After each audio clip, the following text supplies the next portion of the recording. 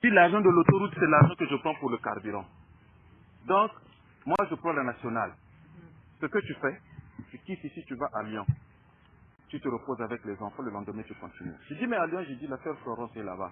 Il dit, ne t'inquiète pas, le lendemain, le frère a appelé la sœur Florence. Je dis, mais moi-même, j'attendais vraiment que il y a longtemps que j'ai parlé avec le frère. Il dit, en tout cas, il est le bienvenu. Peu importe, avec les enfants, ils sont les bienvenus. Je contacte la sœur Florence. La sœur Florence, en tout cas, la maison vous est ouverte, vous pouvez arriver. On arrive là-bas. Avant même de partir, la sœur Florence nous appelle. Après, il dit, bon, frère, toi, ta voiture a combien de places? Moi, ma voiture a 5 places. Il dit, bon, tu arrives, sinon on te donne ta voiture. On te donne notre voiture de 7 places. Comme ça, vous allez continuer à Nice parce que il y a la fille de la sœur du frère à mon soeur qui est ici, comme ça vous allez partir. C'est bon, gloire à Dieu. Et on arrive à Lyon. Donc le frère et la sœur nous reçoivent vraiment, je ne sais pas comment je peux le dire. Vous savez que ce n'est pas évident des gens que vous n'avez jamais reçus chez vous, mais quand vous vous mettez à l'aise comme s'ils sont chez eux, vraiment, ils nous ont bien reçus et ça a commencé là. Le lendemain, on a préparé la voiture, ils nous confient leurs 2 filles. Il dit, bon, comme vous allez en vacances à Nice, vous prenez tout le monde et vous allez à Nice. Bon, imaginez bien aimé, si ce n'est pas dans le Seigneur. Amen. Amen. Confier ses enfants à une personne avec qui vous n'avez jamais vécu, Alléluia. que vous n'avez aucun lien familier dans la chair, c'est pas évident. Amen. 2 enfants, 2 grandes filles, et il te donne la voiture, il dit, prends la voiture, tu prends les enfants, allez-y en vacances. Ce n'est que dans le Seigneur qu'on peut vivre des choses comme Alléluia. ça. Amen. Amen. Nous prions un Dieu qui est vrai, un Dieu qui est vivant, qui est un Dieu qui est amour, bien-aimé. Amen. Amen. Dans le monde, les gens ne peuvent pas. C'est-à-dire des gens que tu ne connais pas, maman. Non, jamais. Alléluia. Que tu as vu peut-être une fois dans ta vie. Mais tu dis, prends mes enfants, allez-y en vacances. Alléluia. Ça m'a beaucoup marqué. Et nous avons pris les enfants. Mais les enfants, je bénis le Seigneur pour la vie de la sœur parce que c'est des enfants, mais qui sont vraiment dans le Seigneur, qui sont bien. Amen. Je dirais bien Amen. éduqués. Amen. Amen. En tout cas, les enfants, la sœur est allée au travail. Je crois que la sœur avait même envoyé ce que la fille a fait. Nous, pendant qu'on se reposait, les enfants se sont réveillés pour nous recevoir, Amen. pour nous faire à manger. Amen. Amen. La sœur n'était pas là, mais les enfants ont pris soin de nous. En tout cas, c'est des choses qui nous ont beaucoup marqués. Et ils nous ont accueillis, c'est comme si on avait déjà vécu ensemble. Amen. Et le lendemain, on a pris le chemin pour aller à Nice. Là-bas, c'est encore autre chose. Toutes les maisons nous ont été ouvertes. Amen. On arrive chez le frère à Montreux, c'est comme si c'était chez nous. Les enfants, c'était comme si c'est les enfants qui ont déjà vécu, qui se connaissaient déjà depuis longtemps. Bien aimé, la parole de Dieu, quand elle dit, il faut élever les enfants selon la voie du Seigneur, c'est très important. Alléluia. Amen. Personne ne s'est vu lever là-bas. Tous les enfants étaient unis. Amen. Il n'y a eu aucun problème pour dire un tel a dit, un tel a fait.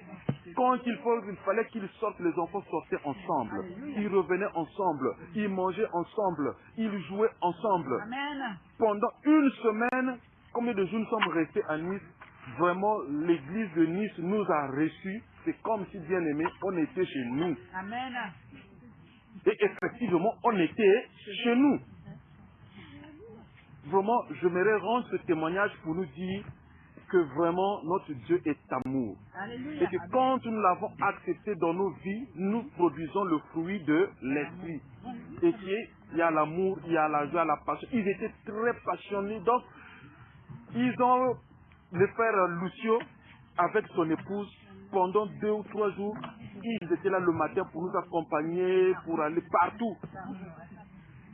Vraiment, on a été vraiment bien reçus.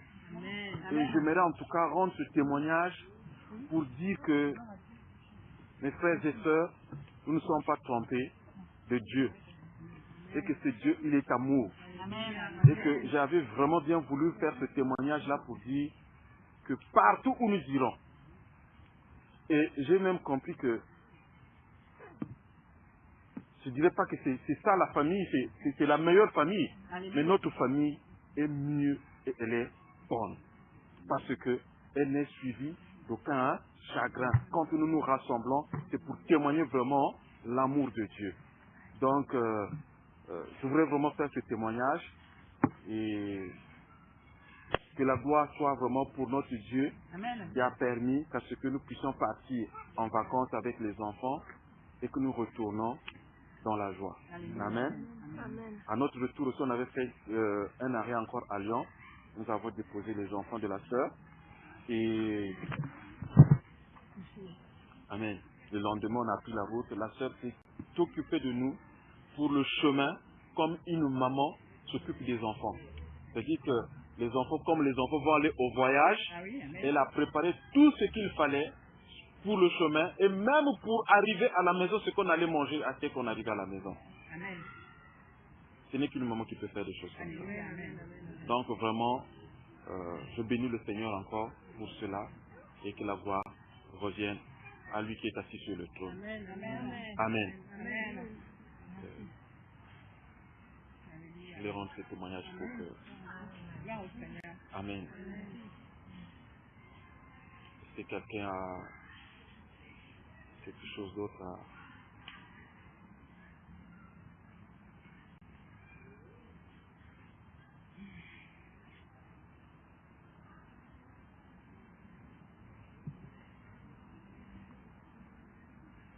Gloire à Jésus. Amen. Je bénis le Seigneur pour l'arrivée de la sœur Solange parce qu'elle était dans les difficultés, mais Dieu a permis qu'elle soit là. Amen. En tout cas, nous devons rendre gloire à Dieu. Et Dieu a permis que tu sois là, ma sœur. Et parce que ta présence fait du bien à l'église et à nous aussi qui sommes là. Amen.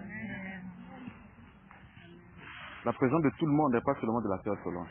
Nous tous, Dieu est content quand il voit ses enfants. Ce matin, quand j'ai fini mon travail, j'étais avec un chauffeur. Bon, on lui a déjà dit que je suis dans le Seigneur. Après, il me pose la question, toi aussi tu prêches? J'ai d'abord commencé par sourire. C'est des choses, parfois quand c'est comme ça, je fais que sourire. Je l'ai regardé, il dit, mais qui t'a dit ça? Il dit, non, mais quelqu'un m'a déjà dit tout ça. J'ai dit, ah bon? Oui, parce que depuis un moment, je partais à l'église, mais depuis un certain moment, je n'y vais plus, ça fait longtemps. Mais là, je sens la présence, c'est comme si on est en train de me dire, mais pourquoi je ne vais plus à l'église? Alors là-dessus, j'ai commencé à parler avec lui. J'ai dit, mais est-ce que tu sais qui te parle? Il dit, oui, bon, je sais. J'ai dit, oui, le Dieu que tu partais prier, ce Dieu-là a besoin de toi. Et il est en train de te rappeler qu'il y a longtemps que tu t'es éloigné de lui. C'est qu'en ce net moment, l'heure a sonné pour toi de retisser l'alliance avec ton Dieu. Ce qui est en train de t'interpeller, ce n'est pas sans des pensées simples. Alors là-dessus, j'ai commencé à lui partager des passages avec lui. Et il était là, il ne comprenait pas. Il dit, mais toi tu pries où? Je dis, moi je prie. J'ai dit, je prie, je peux prier chez toi, je peux prier chez moi. J'ai pas un endroit sûr où je prie. Et là-dessus, j'ai pris la parole dans Jean chapitre 4 et je commence à partager avec lui. Je lui dis, tu vois ce que dit le Seigneur? L'heure est arrivée et elle est déjà là, où les vrais adorateurs adoreront le Père en esprit et en vérité. Donc, ce qui te parle là, c'est Dieu parce que Dieu est esprit. Mais pourquoi tu veux que moi j'ai un endroit spécial où je dois aller prier Dieu? Ici, toi et moi, on est déjà de prier Dieu. Donc, je peux venir chez toi, à la maison, on prie. Chez moi, on prie. N'importe où on se retrouve, on peut prier. Donc, c'est ça que nous, en fait, au jour d'aujourd'hui, selon la parole de Dieu, nous nous conformons à la parole et qu'on n'a pas d'endroit fixe où on se rassemble.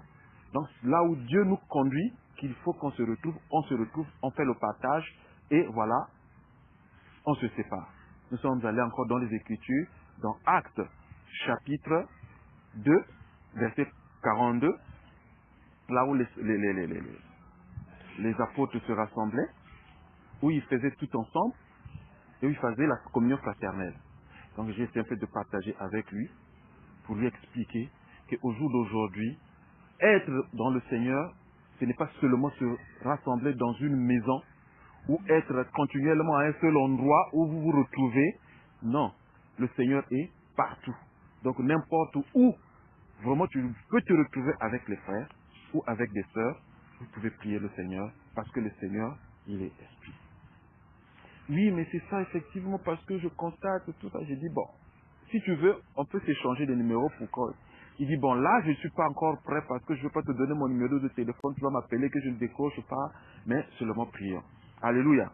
Là-dessus, c'était, là, je vous l'ai dit, que prions vraiment pour tous ceux qui sont en captivité. Amen, amen. Il y en a beaucoup qui sont en captivité, bien-aimés, Amen. qui veulent bien être tels que nous sommes, tels que nous sommes rassemblés, mais ils n'arrivent pas à sortir dans les prisons, ils sont tenus captifs. Ils voient bien ce qu'ils sont en train de vivre, et ils savent pour certains qu'est-ce qui est bien, mais ils n'arrivent pas à faire le bien, mais ils continuent à marcher, à voler dans le mal, parce qu'ils sont dans des prisons spirituelles. Et j'ai vu ce frère-là vraiment, j'ai dit que le Seigneur touche son cœur. J'ai prié, j'ai dit que le Seigneur touche ton cœur, à ce que ce qui est en train de bouillonner en toi sorte pour que vraiment tu arrives à prendre une bonne décision. Gloire à Dieu. Donc vraiment, moi personnellement, je suis dans la joie telle que nous sommes là rassemblés. Parce que le Seigneur nous fait du bien, il va encore nous faire du bien ce soir. Amen. Donc c'est ça que je voulais partager avec vous, le témoignage. Et ce témoignage aussi de ce matin, que vraiment nous demeurons dans la prière pour des frères qui sont dans les captivités, qui sont encore de l'autre côté. Parce que c'est ça la mission du Seigneur, pour que Dieu nous a dit, quand il a donné ce recommandement aux disciples, il leur a dit, allez partout les nations et faites les nations les disciples. Je bénis le Seigneur pour nos frères qui sont allés en Belgique, car c'est en cela que le Seigneur nous appelle. Amen. Il ne nous a pas appelés seulement pour demeurer à un seul endroit, mais c'est aller partout. Il faut que les gens aillent partout. Et que pour nous aussi, c'est pas parce que les frères avec qui nous nous rassemblons ou les sœurs ne sont pas là et qu'on peut dire que qu'est-ce qui se passe. Non, frères, nous sommes ici tous appelés par le Seigneur. Nous sommes ici tous appelés par Dieu, parce qu'il dit que c'est lui qui nous a appelés en premier. Amen. Donc quand nous nous rassemblons aussi comme ça, sachant que Dieu est toujours avec nous. Amen. Même si les frères ne sont pas là, mais il faut qu'on sache qu'il y a toujours quelqu'un qui va être là pour édifier le peuple de Dieu. Gloire à Dieu. Même s'il n'y a pas un homme, même si moi j'étais pas le frère qui en face n'était pas là avec nous, mais vous les femmes, même si vous êtes rassemblés, même en louant le Seigneur, en adorant le Seigneur bien-aimé, c'est très important. Amen.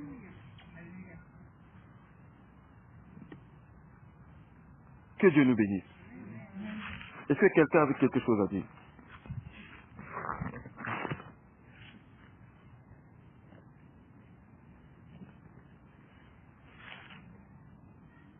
Oui, moi. Allez. Bon. Bonjour à vous tous. Je pense que ça va être, je ne sais pas si c'est ma dernière communion avec vous. Je suis la maman de Stéphanie. Ah, gloire à Dieu. Et je suis venue, j'ai passé peut-être un mois ensemble. Je vais bientôt rentrer chez nous, ici au Cameroun. Bon, les mots me manquent pour apprécier le peuple de Dieu que j'ai trouvé. Je rentre, comme on dit dans notre jargon éducatif, le cœur A+, c'est-à-dire comblé. Amen. Tout ce que je peux dire, que vous continuez. Amen. Ainsi, vous multipliez les prières, ça m'a beaucoup intéressé. Et que Dieu vous bénisse au nom de Jésus-Christ. Mais j'ai un petit souci. Vous êtes ici, comme mon fils vient de dire. Il y a beaucoup dans nos villages en Afrique et un peu partout qui peuvent vouloir communier avec vous. Qu'est-ce qu'ils peuvent faire? C'est la question que je pose. Et si vous pouvez me donner une réponse avant que je ne parte, je serai très comblé en rentrant avec cette réponse. Que Dieu vous bénisse. Amen. La réponse, maman, que je peux donner, c'est que sois rassuré. Amen. Parce que Dieu a commencé un travail dans son église. C'est quelque chose que Dieu voulait faire depuis longtemps. Mais vous savez, là où il y a les enfants de Dieu, c'est là aussi l'ennemi rôde. Parce que sa parole le dit, dans 1 Pierre 5 que le diable était lion rugissant qui rôde autour pour chercher qui dévorer. Là où il y a la vérité, là où les enfants de Dieu, le diable vient toujours pour semer le désordre. Mais quand toutes les portes sont fermées, alors que vraiment nous demeurons dans l'assurance, dans la sécurité. Et sois en paix. Et je crois que le Seigneur fera. Ce qui est sorti de votre bouche, ce n'est pas à nous que vous l'avez dit. Vous l'avez dit au Seigneur. Dieu qui est souverain, il permettra que ses enfants, que ses ministres, que lui-même, sur qui il a posé le sceau, viennent au Cameroun pour annoncer l'évangile. Amen. Amen. En tout cas, ça n'a fait que commencer. Là, tout à l'heure, comme on a rendu témoignage, ils sont en Belgique. Mais demain, pourquoi pas au Cameroun? Pourquoi pas en Côte d'Ivoire? Pourquoi pas là, tout à l'heure, j'ai rendu un témoignage qu'on était au Maroc il y a, je crois, 1 mois. Mais aujourd'hui, Dieu fait et il fera. Moi, j'ai cette assurance, j'ai cette foi dans le Seigneur que le Cameroun sera évangélisé au nom de Jésus-Christ. Donc, que le Seigneur soit glorifié. Amen. Mais en retour, nous allons partager un passage, mais ce message-là va aussi être utile pour toi, maman. Parce que si Dieu a permis que tu viennes, tu n'es pas venu en vain. C'est pour aussi que tu vois, que tu entends. Mais le Seigneur lui-même va nous conduire dans ce qu'on va partager ensemble. Amen. Là-dessus, on va aller dans la parole de Dieu. On qu'on aille dans le livre de Jean.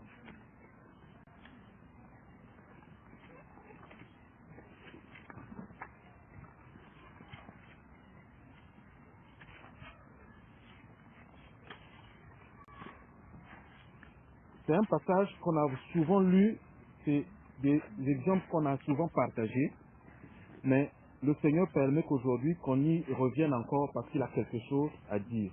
Amen. Amen. Nous allons prier le Seigneur. Dieu de miséricorde, Dieu tout-puissant, toi qui es lumière, nous te prions que tu nous éclaires au travers de ta parole, Seigneur. Nous te prions que cette parole, Seigneur mon Dieu, qui va être semée, tombe sur de bonnes terres. Oh l'Éternel, en germant, que ça puisse donner de bons fruits. Les fruits de l'Esprit, Seigneur Jésus-Christ de Nazareth. Oh Dieu de gloire, Dieu de miséricorde, dispose nos cœurs et que la bouche qui va aussi parler l'Éternel, mon Dieu, que tu mettes les mots, Éternel, mon Dieu, pour édifier ton peuple. Seigneur, Jean avait dit que lui qui s'abaisse afin que toi, Jésus-Christ de Nazareth, tu puisses croître. Voilà pourquoi moi je m'abaisse. Que ce soit pas moi, mais que ce soit toi qui parles, qui nous parle, Éternel, mon Dieu. Ce n'est pas ce que certainement que je pense dire, mais ce que toi tu veux nous dire. Parce que Seigneur, c'est toi qui nourris ton peuple. Papa, merci encore pour cette parole qui va être enseignée et qui va être, l'Éternel, mon Dieu, Papa, libérée en venant vers nous et que nous soyons sauvés. Seigneur, merci pour la disposition de cœur. Merci pour l'accomplissement de ce qui va être fait. Car tu l'as dit dans ta parole, que ta parole ne peut pas venir en nous et retourner sans pour autant qu'elle ne puisse accomplir ce pourquoi elle est donnée. Papa, nous savons qu'à la sortie et après l'écoute de cette parole, chacun de nous, l'Éternel, mon Dieu, sera ravi. Chacun de nous sera sauvé. Chacun de nous sera guéri, Éternel, mon Dieu, de ce qui va être dit. Seigneur, merci. Merci davantage. Que la gloire te revienne. Au nom de Jésus-Christ de Nazareth. Et j'ai ainsi prié. Amen. Amen. Amen. Alors, nous allons lire dans Jean chapitre 4. Comme je disais tantôt, le Seigneur nous met à cœur de partager sur ce passage.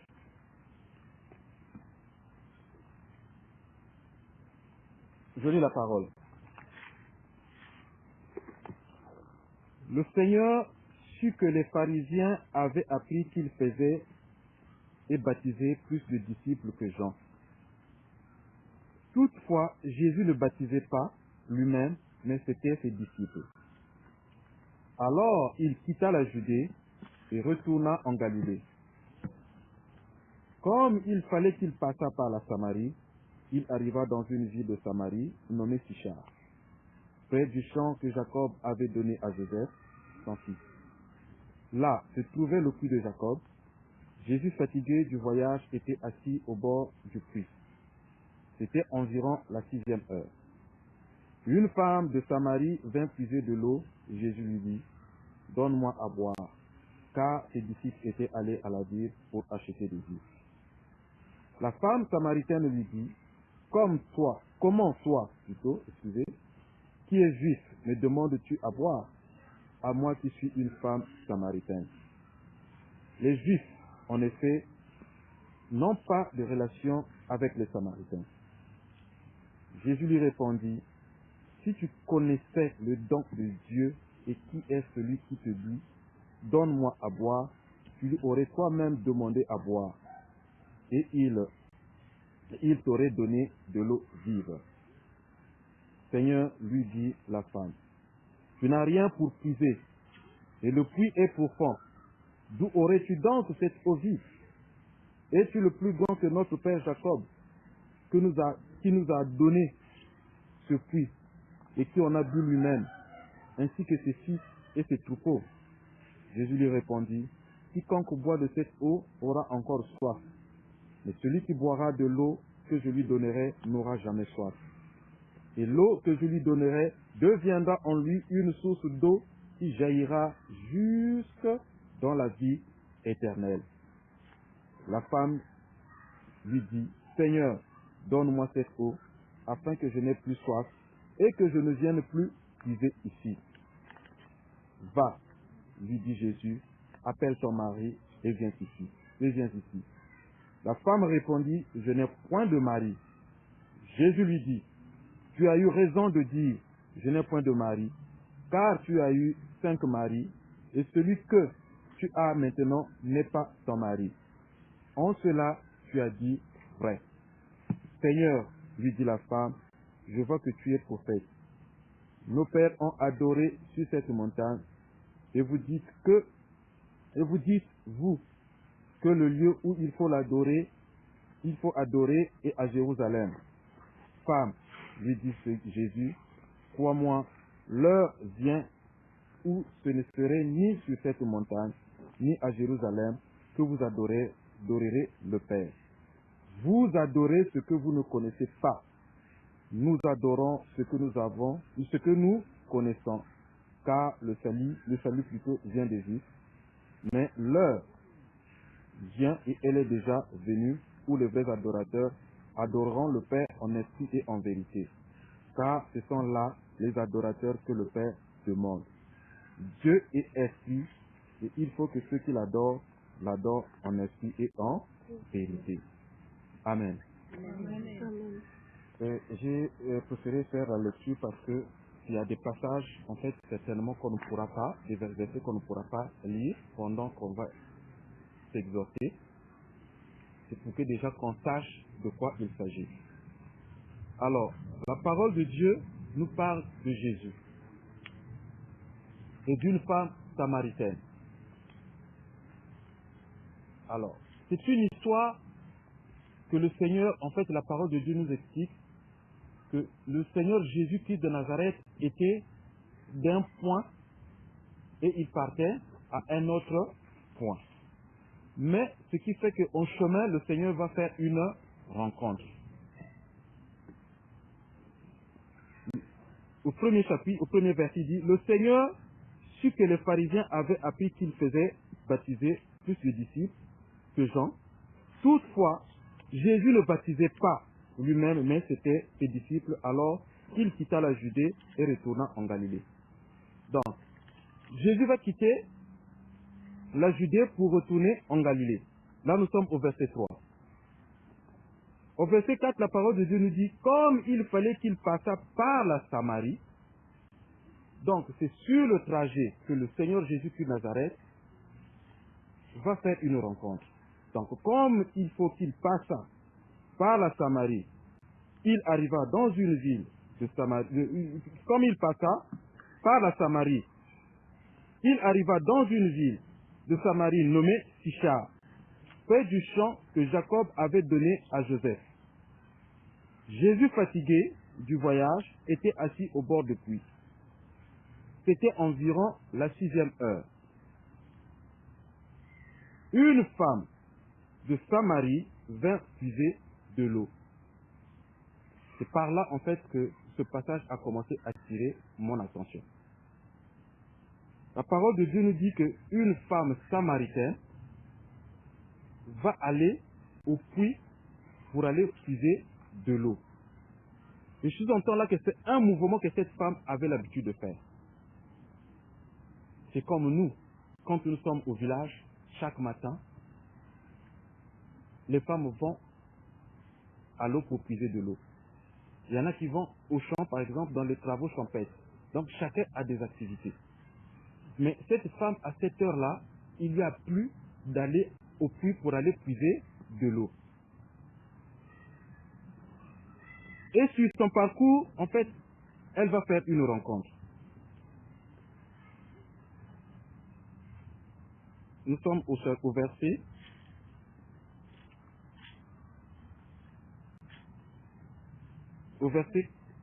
C'était au verset 7. Une femme de Samarie vint puiser de l'eau. Jésus lui dit, donne-moi à boire. Car ses disciples étaient allés à la ville pour acheter des vivres. Bon, je n'ai pas compris comment est-ce que vraiment le Seigneur ne s'éloignait pas de ses disciples. C'était rare que le Seigneur soit seul. Mais à cet instant, cette femme qui va pour puiser de l'eau va rencontrer le Seigneur. Le Seigneur est seul. Ses disciples lui ont laissé pour aller chercher des vivres. Mais en ce que je sache, c'était rare que le Seigneur soit seul. Qu'il reste tout seul à un endroit. Et de surcroît à un puits. Et que eux tous sont partis pour aller chercher des vivres. Mais là-dessus, le Seigneur a attiré mon attention. En fait, j'étais comme ça, je commençais à penser, je dis, mais quand je vois l'histoire de ce qui va se passer dans la vie de la femme, c'est que le Seigneur voulait qu'en cet instant-là, que ce qui va se passer dans la vie de cette femme-là, que ce soit elle et le Seigneur. Donc c'est pourquoi deux fois dans nos vies aussi bien-aimées, nous pouvons être dans des situations difficiles. Nous pouvons avoir des problèmes que nous avons endurés depuis longtemps. Mais le jour de la libération, le jour du déblocage de ce problème, le jour de la guérison, il se peut que tu sois seul. Cette femme-là, ce n'était pas pour la première fois qu'elle était allée au puits. Mais plusieurs fois, elle partait à ce puits. Mais elle n'avait jamais vu quelqu'un. Le Seigneur aussi, plusieurs fois, il se promenait. Mais aucune fois, on l'a laissé seule. Mais pourquoi à cet instant-là, la femme va se retrouver seule avec le Seigneur Jésus-Christ de Nazareth? Personne n'a eu l'idée même de dire que non. Le Seigneur, tu ne peux pas rester seul. Vous pouvez partir. Moi, je vais rester avec le Christ. Mais ils sont tous partis. Le Seigneur est resté seul. Et la femme aussi, elle était seule. Mais c'était une femme aussi, certainement, qui cherchait, dans les situations qu'il avait, dans des problèmes qu'elle avait, elle cherchait aussi une solution. Parce que personne ne voudra toujours être seul. Personne ne va toujours chercher à être dans les situations ou dans les problèmes que nous traversons. Mais ce jour-là, une rencontre va être faite entre le Seigneur et cette femme samaritaine. Et c'était à quelle heure? C'était à 6 heures. Gloire à Jésus. Amen. La femme samaritaine lui dit, comment toi qui es juif me demandes-tu à boire, à moi qui suis une femme samaritaine? Alléluia. Amen. Jésus va demander de l'eau à cette femme. Mais cette femme qui va au puits prendre de l'eau, elle est allée avec quoi? Avec un récipient. Parce qu'on ne peut pas aller prendre de l'eau mais vide. Nous avons des récipients avec lesquels nous prenons de l'eau. Donc elle est allée telle qu'elle était, mais ne sachant pas ce qui allait se passer en ce jour-là. Elle avait déjà ses habitudes, mais ce jour-là, elle était encore dans ses habitudes, ne sachant pas ce qui allait se passer dans sa vie. Elle était dans ses problèmes, ne sachant pas ce qui allait se passer selon les problèmes qu'elle vivait. Mais le Seigneur Jésus-Christ de Nazareth, qui est le Dieu Tout-Puissant, qui est le Seigneur et le Sauveur, qui connaît toujours nos projets, alléluia. Lui-même, il le dit, même quand il était avec les disciples, même quand il était avec les pharisiens, il leur disait que même si vous faites quelque chose, moi je le fais davantage avant même que vous ne me le dites, alléluia. Parce que Jésus savait à ce jour-là et à cette heure-là, quelque chose allait se passer. Un miracle allait se produire. Et Jésus savait qu'il allait faire la rencontre d'une personne qui souffrait et qu'à cette personne qui allait recevoir quelque chose de sa part. Amen. Gloire à Dieu. La parole de Dieu nous dit que le Seigneur va demander de l'eau à cette femme. Donne-moi à boire. Et la femme va lui dire, comment toi qui es juif, peux-tu demander de l'eau à moi qui suis samaritaine? Pourquoi? Parce que le peuple samaritain était considéré comme un peuple impur. Donc du coup, il n'y avait pas de rapprochement entre les juifs et les samaritains. Bon, imaginez que le Seigneur qui vient, qui voit une femme d'un peuple qui était considéré comme impur. Mais le Seigneur va lui demander de l'eau. Bien-aimé, avec le Seigneur, il n'y a pas de distinction. Alléluia, amen. Il n'y a pas d'acception avec le Seigneur. Nous sommes tous un en Jésus-Christ de Nazareth. Voilà le témoignage que je venais de donner tout à l'heure. Vous savez, les gens qui nous ont reçus à Lyon, c'est la sœur. Elle est d'origine camerounaise. Mais à Nice, ce sont les frères. Il y a des Portugais, il y a eu un Camerounais, il y a eu Cap-Verdien. Enfin, ça c'est dans le monde, ça c'est des appellations du monde. Amen. Il y a des Angolais. Alléluia. Mais bien aimé, quand nous sommes arrivés là-bas, en tout cas, il n'y a pas eu de distinction. Alléluia. Moi, je viens du Congo-Brazzaville. Amen. Mais s'il fallait nous voir dans l'amour fraternel qui a dégagé selon le Seigneur bien-aimé, non, c'est pas possible. Gloire à Dieu. Le Seigneur n'a pas vu l'origine de cette femme, mais le Seigneur a eu compassion de la vie de cette femme. Alléluia. Il lui demanda de l'eau, donne-moi à boire. Mais voilà cette femme qui va dire au Seigneur, comment toi qui es juif peux-tu me demander à boire? Sachant bien qu'il n'y a pas de rapport entre vous les juifs et nous les samaritains. Alors que là, le Seigneur Jésus-Christ de Nazareth va nous dire, si tu, au verset 10, Jésus lui répondit, si tu connaissais le don de Dieu et qui est celui qui te dit, donne-moi à boire. Si tu connaissais le bien-aimé, c'est là où j'ai commencé à dire, nous ne savons pas le don que nous avons de la part de Dieu. Si tu connaissais le don de Dieu et qui est celui qui te dit, donne-moi à boire. Si nous savons que le don que nous avons reçu de notre Père Céleste, alléluia, Jésus-Christ de Nazareth est un don pour nous qu'aujourd'hui, bien-aimés, que personne ne peut ignorer. Qui peut de nous aujourd'hui peut aller se donner à la croix pour que le monde soit sauvé? Personne. Même dans notre propre famille, personne ne peut se sacrifier. Même les enfants que nous-mêmes nous avons mis au monde, personne ne peut aller se mettre à la croix pour sauver les enfants.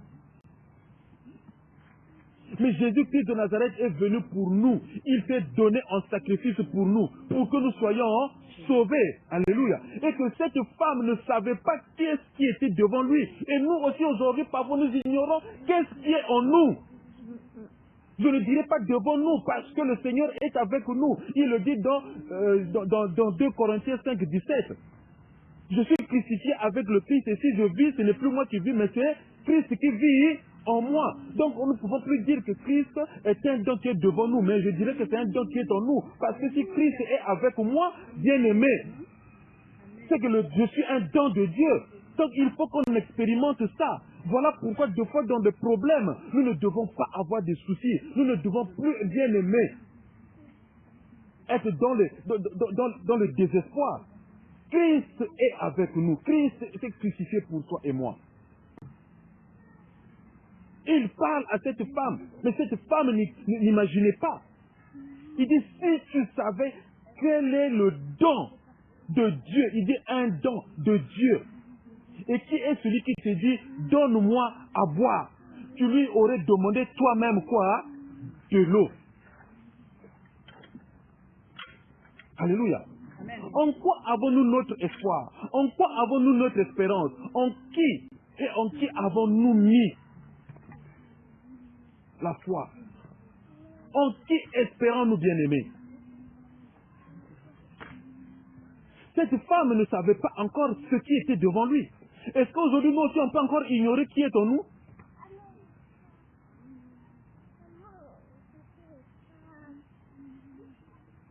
Si tu pouvais savoir quel était le don de Dieu et qui est celui qui te dit « donne-moi à boire », tu lui aurais demandé toi-même à boire.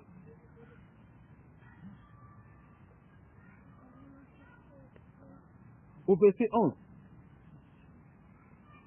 non, au verset 10, il dit donne-moi à boire. Tu lui aurais toi-même demandé à boire et il t'aurait donné de l'eau vive. Il t'aurait donné de l'eau vive. Au verset 10, verset 11 plutôt, Seigneur, lui dit la femme, tu n'as rien pour puiser. Et le puits est profond. D'où auras-tu donc cette eau vive? Gloire à Dieu. Cette femme aussi répète, tel que le Seigneur lui a dit, où auras-tu cette eau vive?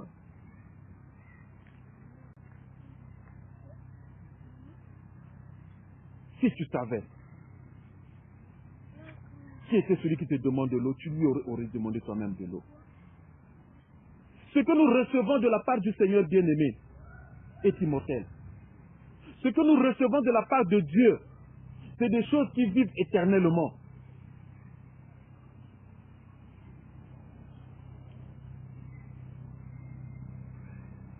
Alors, Seigneur, lui dit la femme, tu n'as rien pour puiser. Et au verset 12, il dit, es-tu plus grand que notre père Jacob qui nous a donné ce puits? Es-tu plus grand que notre père Jacob qui nous a donné ce puits et qui en a bu lui-même, ainsi que ses fils et ses troupeaux? Gloire à Dieu. Là, la femme était encore superficielle. Elle ne comprenait pas ce qui était en train de se passer dans sa vie. Elle ne réalisait pas encore que sa vie était en train de changer. Parce qu'elle était encore en train de discourir. Mais le Seigneur Jésus était en train d'avancer. Parce que si seulement le Seigneur avait commencé à lui dire, femme, voilà ce que tu as, voilà les problèmes que tu as, la femme là n'allait pas quoi, et n'allait pas tout de suite accepter ce que le Seigneur lui disait. Donc le Seigneur va commencer par lui demander de l'eau. Mais nous allons comprendre, est-ce que si c'est réellement, c'est de l'eau vraiment telle qu'il est écrit, telle qu'on peut savoir qu'il s'agissait? Est-ce que c'est vraiment de l'eau que le Seigneur voulait réellement? Gloire à Dieu. Le Seigneur va lui dire, Jésus lui répondit, quiconque boit de cette eau aura encore soif. Mais celui qui boira de l'eau que je lui donnerai n'aura jamais soif. Et l'eau que je lui donnerai deviendra en lui une source d'eau qui jaillira jusqu'à... Alléluia. Bien-aimé, voilà, Jésus commence à être explicite, commence à être vraiment clair avec la femme, parce que la femme ne comprenait pas encore de quelle eau le Seigneur est en train de lui parler. Parce que la femme parle du puits et de l'eau que Jacob a bu lui-même, lui et ses enfants, lui et ses troupeaux. Alors là, le Seigneur va aller encore beaucoup plus loin pour lui faire comprendre. Mais l'eau dans laquelle que moi je te parle, c'est pas de l'eau que, en fait, que toi tu es en train de puiser. Parce que l'eau que moi je te parle, c'est une eau, si tu la bois, cette eau, si tu l'as, tu garderas cette eau-là, cette source d'eau va jaillir en toi jusqu'à la vie éternelle. Mais quelle est cette eau bien-aimée au jour d'aujourd'hui que tu vas boire qui va rester en toi éternellement? Nous savons que quand nous buvons de l'eau, dans 2 matins, nous allons sortir cette eau, ça sort du corps. Mais quelle est cette eau que la personne est en train de se dire que s'il te donne cette eau sera comme une source en toi qui jaillira éternellement.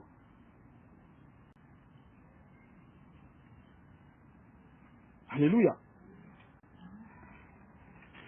Quelle est cette eau?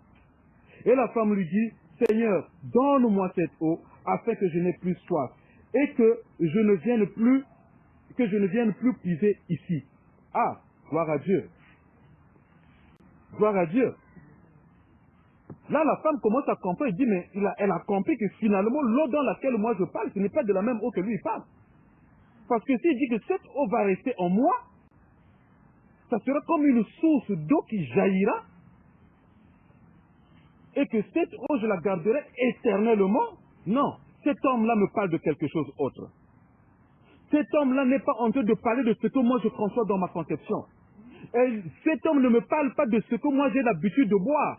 Certainement, il y a une autre eau qui existe et que moi je ne connais pas et que moi je n'ai pas encore en moi. Alors il faut que c'est que lui finalement qui m'en parle. Il faut que je lui demande. Alors, Seigneur, donne-moi cette eau pour que je puisse boire et que je ne vienne plus aussi ici au puits. Alléluia. Non, gloire à Dieu.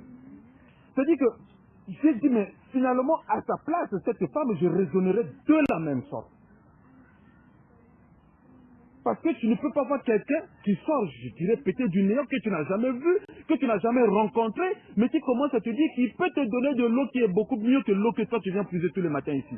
Et il te dit que cette eau-là, s'il te la donne, il ne viendra plus puiser.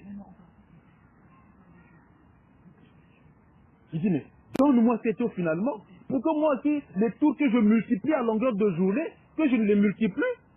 Si maintenant c'est un robinet que tu viendras mettre sous mon toit, quand j'en aurai besoin, ben j'ouvre, je puise de l'eau. Alléluia. Parce qu'il dit que tu ne viendras plus puiser de l'eau ici. Gloire à Dieu. Mais c'est de quelle eau il s'agit? Il y a de ces choses qu'au jour d'aujourd'hui, bien aimé, que nous devons demander à Dieu. Seigneur, je veux ceci, pour que je n'ai plus ça. Je veux ça, pour que je n'ai pas. Parce que nous sommes libres en Jésus-Christ de Nazareth. Alléluia. Nous sommes libres en Jésus-Christ de Nazareth. Et il est en train de le démontrer à cette femme-là que ce que moi je vais te donner, ça sera une source d'eau qui jaillira, qui ne va plus s'arrêter. Amen. Et tu garderas cette eau, tu vivras, tu boiras cette eau jusqu'à la vie éternelle. Donc même si tu meurs, cette eau-là, tu l'auras toujours. Alléluia. Mais quelle est cette eau bien-aimée? Le liquide de l'eau, c'est quand tu vois un cours d'eau qui passe. Mais quelle est cette eau? Alléluia. Les Écritures sont en train de nous le dire. Gloire à Dieu. Au verset 16, la parole de Dieu nous dit, le Seigneur lui dit, va, lui dit Jésus, appelle ton mari et viens ici. Va, appelle ton mari et viens ici. Bien-aimé, rendons-nous compte, on est en train de parler de l'eau. Quand tu m'as dit que tu dois me donner de l'eau, tu commences à parler de ma vie. Gloire à Dieu. Amen. Je vais te demander le sac Mamotek. Donne-moi ton sac. Mais sur le sac que toi tu es en train de dire, mon sac est vieux, je ne peux pas te le donner tel que je vois. Je dis que, mais si tu savais qui te demande le sac, toi-même tu lui aurais donné un sac qui certainement tu t'aurais donné un sac nouveau. Tu vas me dire, bon d'accord, je vais de ce sac-là, il est vieux pour que je l'abandonne aussi. Mais je ne suis plus sur le sac et je te dis maintenant, va appeler ton fils. Mais quel rapport il y a entre le sac et le fils? Deux choses bien différentes. On parle de l'eau, maintenant je te dis donne-moi de l'eau, toi tu commences à dire, de me demander d'aller appeler mon mari.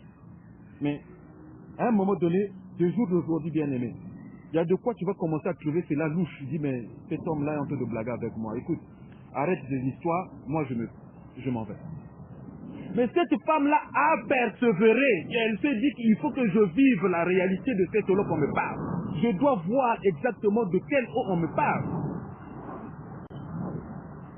Elle n'a pas eu de discours, elle n'a pas eu de pensée, de révolte dans sa tête. Mais elle est restée attentive à écouter, d'aller jusqu'au bout de ce que l'homme qu'elle a rencontré sur son chemin était en train de lui dire. Gloire à Dieu. Amen.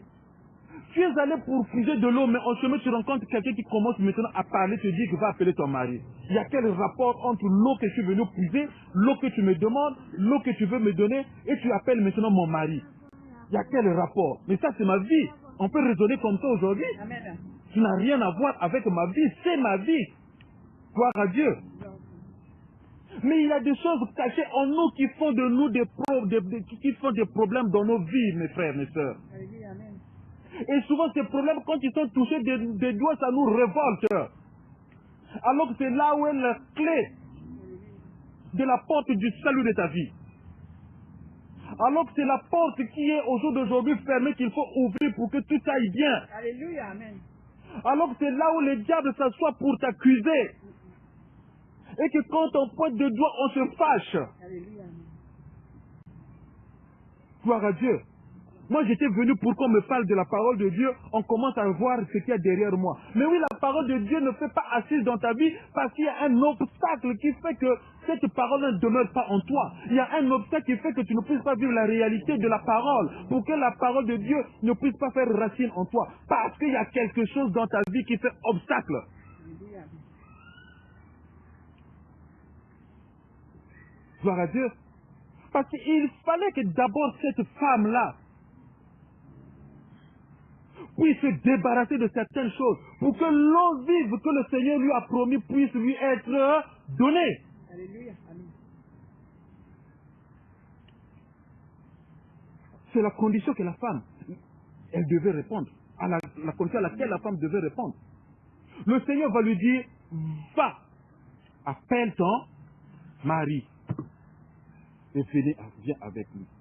Quelle est la réponse que la femme lui donne? Je n'ai pas de mari. La parole de Dieu. Amen. Oh Seigneur. La femme répondit, je n'ai pas de mari. Jésus lui dit, tu as eu raison de dire, je n'ai point de mari. Car tu en as eu combien? Et celui que tu as maintenant, celui que tu as maintenant n'est pas, ça fait combien? Donc elle est arrivée jusqu'à connaître 6 hommes. Malgré même sur le 6e avec qui il était, n'était pas aussi celui destiné par le Seigneur. Mais en réalité, le problème, c'était pas le mari, mais c'était que la volonté de Dieu n'était pas dans ce qu'il faisait. Elle n'était pas dans le plan de Dieu. Comment on pouvait appeler cette femme-là, qui a déjà eu 5, et avec celui avec qui elle était, ça avait 6. C'est une prostituée, c'est une femme infidèle, c'est une femme, on peut lui donner tous les noms qu'il fallait dans le village, dans cette ville nommée Sichar. Gloire à Dieu. La femme commençait à être un peu étonnée, dit, mais je ne comprends plus. Sur l'eau qu'on a commencé, maintenant cette personne commence à venir me dire des choses que j'ai faites. Il dit, sur cela tu as dit vrai, tu en as connu 5. Et même celui avec qui tu es n'est pas ton mari. Alors, là, la femme va s'arrêter pour maintenant commencer à se questionner. Bien aimé, à un certain moment, quand les choses ne vont pas dans nos vies, il faut qu'on se questionne. Il faut qu'on se pose la question, qu'est-ce qui ne va pas? Nous ne devons pas seulement pleurer. Nous ne devons pas seulement aller chercher deux fois de... Il faut qu'on se questionne, qu'est-ce qui ne va pas dans ma vie, Seigneur? Depuis longtemps, je pleure. Depuis longtemps, ça ne marche pas. Je fais des choses, ça ne va pas. Bien aimé, parfois, il faut se poser la question, qu'est-ce qui ne va pas dans ma vie?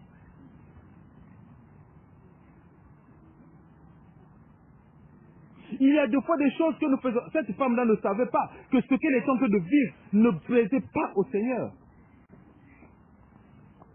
Mais il fallait qu'on le lui rappelle. un rappel de nos vies, un rappel de situation de nos vies bien-aimées. C'est que le Seigneur veut que nous puissions tirer un trait pour dire que ça, plus jamais. Il faut qu'on arrive à prendre de nouvelles résolutions. Ne demeurons pas dans des choses qui ne glorifient pas le Seigneur. Alléluia, amen. Quand cela t'est interpellé par le Saint-Esprit, il faut prendre un moment pour s'arrêter et se questionner, se dire ça, qu'est-ce que la parole de Dieu me dit? La parole de Dieu me dit, je ne dois pas le faire. Alors il faut mettre un trait, dire ça, plus jamais dans ma vie. Des fois, il y a des petites choses, les moindres, auxquelles on se dit, mais ça, c'est pas grave. Mais devant le Seigneur, ça compte, ça peut être un obstacle pour l'avancement dans le Seigneur. Ça peut être un obstacle pour que l'eau de Dieu, l'eau vive de Dieu, et arrive en nous et demeure en nous. Amen. Pourquoi le Seigneur le lui rappelle?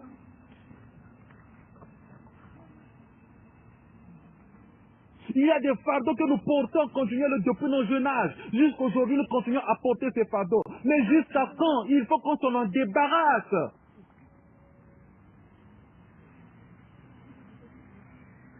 Tu en as eu 5. Et même celui avec qui tu es n'est pas ton mari. Elle, c'était le mari. Mais moi, ça peut être peut-être les allocations que je touche qui ne sont pas normales. Je fais des faux papiers pour dire que voilà, je suis seul ou je suis comme ça, je prends des allocations. Et ça peut être des maris ou comme des femmes qui ne glorifient pas au Seigneur. Ça peut être la tricherie, ça peut être le mensonge, ça peut être permettre des choses qui ne glorifient pas le Seigneur. Et le Seigneur dit, comment veux-tu que moi, mon eau arrive vers toi si déjà ça, c'est pas réglé dans ta vie?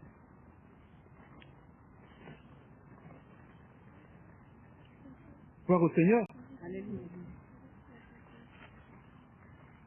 Car tu as eu 5 maris et celui que tu as maintenant n'est pas ton mari. En cela tu as dit vrai. Seigneur, lui dit la femme, je vois que tu es prophète. Alors là, la femme commence vraiment à raisonner en elle. Nos pères ont adoré sur cette montagne. Et vous dites, vous, que le lieu où il faut adorer est à Jérusalem. Vous savez, souvent il y a un discours qui court parmi nous qui sommes de l'Afrique noire. Il y en a certains qui disent que voilà, nous adorons un Dieu des Blancs. On croit que le Dieu il est blanc. Donc le Dieu, on a... Hein? Comme s'il avait une couleur. Comme s'il avait une couleur. Merci ma soeur. Comme si le Dieu avait une couleur. Mais on va voir ça tout à l'heure. Cet enseignement, on l'avait déjà, je bénis le Seigneur, Dieu avait inspiré ses serviteurs. On a eu cet enseignement-là, que Dieu était de quelle nationalité, de quelle couleur. Mais le Dieu avait éclairé, nous avait éclairé au travers de ses serviteurs sur ce passage. Amen. On dit que vous adorez, nos pères adoraient sur cette montagne. C'est la femme qui commence à raisonner. Amen. Comme nos villages. Il y a des adorations qui vont se faire sur les montagnes. Il y en a d'autres qui vont au bord des eaux. Il y en a d'autres qui vont au bord des champs, dans des plantations, ainsi de suite. Gloire à Dieu. Mais qui en réalité on va adorer là-bas en fait? C'est ça. Donc il fallait aller chaque saison, aller adorer, faire une adoration là-bas. Et c'est en cela que les gens croyaient. Et c'est en cela qu'on se faisait même des statues. En cela, on se faisait pas mal de choses qui accompagnaient ces adorations. Et c'est en cela que cette femme se repère. Elle dit que nous, nos parents nous ont initiés. Nous, nos parents nous ont enseigné qu'il fallait aller à tel endroit pour adorer. Alléluia. Et c'est en cela que nous avons grandi. Voilà pourquoi nous voyons bien aimé qu'il y a beaucoup de problèmes dans nos familles. Parce que ces adorations-là, c'est source de problèmes, source de malheur, source de blocage, source de malédiction. Ces adorations-là n'ont pas donné de bons fruits. Gloire à Dieu. Ces adorations-là n'ont pas donné de bons fruits. Quand je me suis converti, je commençais à couper tous les liens de la famille. Je disais que je suis maintenant en Jésus-Christ de Nazareth. Les liens qu'on peut dire de la coutume, je suis de la famille, mais tout ce qui est coutume, moi je ne fais plus partie. Je suis maintenant israélite. La parole de Dieu nous le dit dans Romains chapitre 2, je crois le verset... je vais lire tout. On met un doigt. Romains chapitre 2.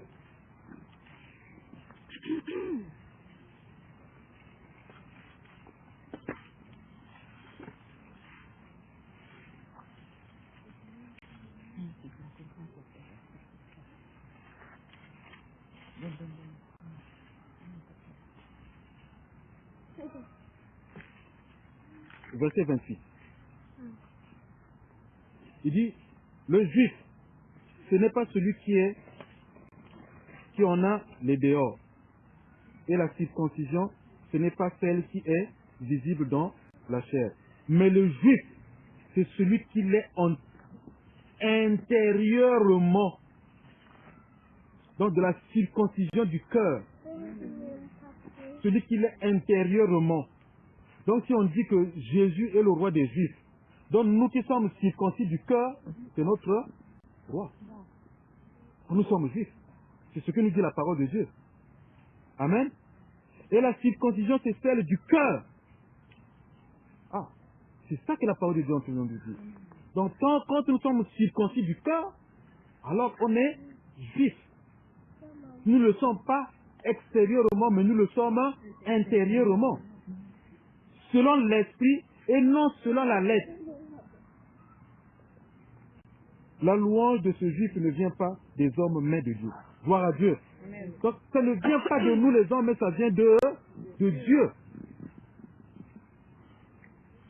Donc c'est pour que nous puissions comprendre, bien-aimés, le Dieu que nous adorons, comme les autres dieux le disent, veulent le penser que c'est un Dieu des blancs. Mais est-ce qu'ici on nous a dit que c'est le blanc seulement qui est circoncis de cœur? Il y en a même nous peut-être nous sommes même beaucoup plus circoncis que eux. Parce que nous avons cru en ce Dieu-là.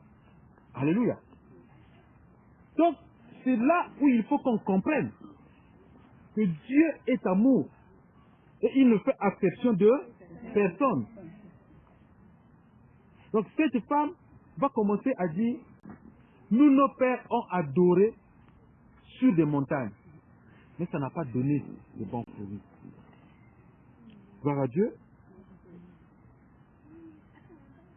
Seigneur, lui dit la femme, je vois que tu es prophète. Nos pères ont adoré sur cette montagne. Et vous dites, vous, que le lieu où il faut adorer est à Jérusalem. Femme, lui dit Jésus, crois-moi, l'heure vient où ce ne serait ni sur cette montagne, ni à Jérusalem, que vous adorerez le Père.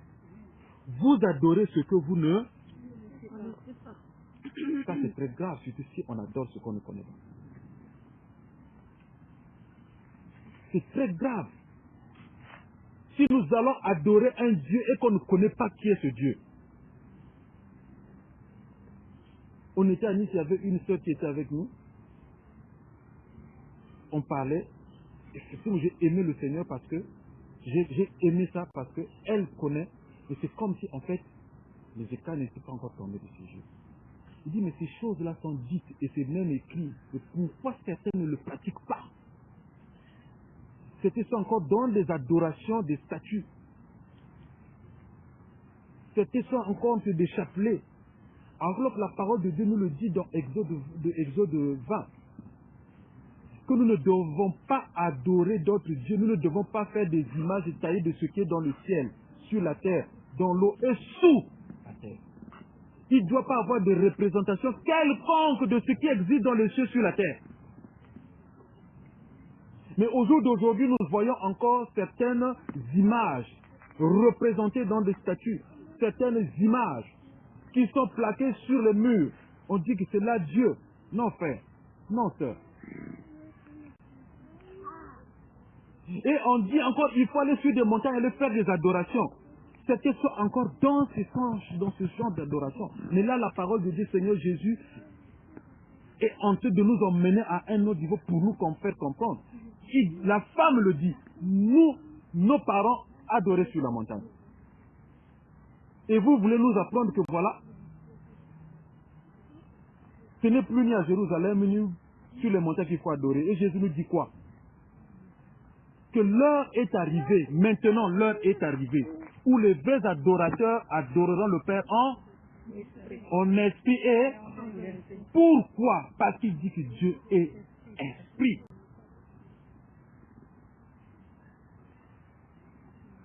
Donc si vous prenez, on prend une statue et qu'on la met quelque part, et que celui qui devient Dieu, ça veut devenir quoi? Une idole. Alors que ces choses-là nous ont été défendues depuis. Notre Dieu qui est esprit, il est avec nous. Et il sera avec nous jusqu'à la fin des temps.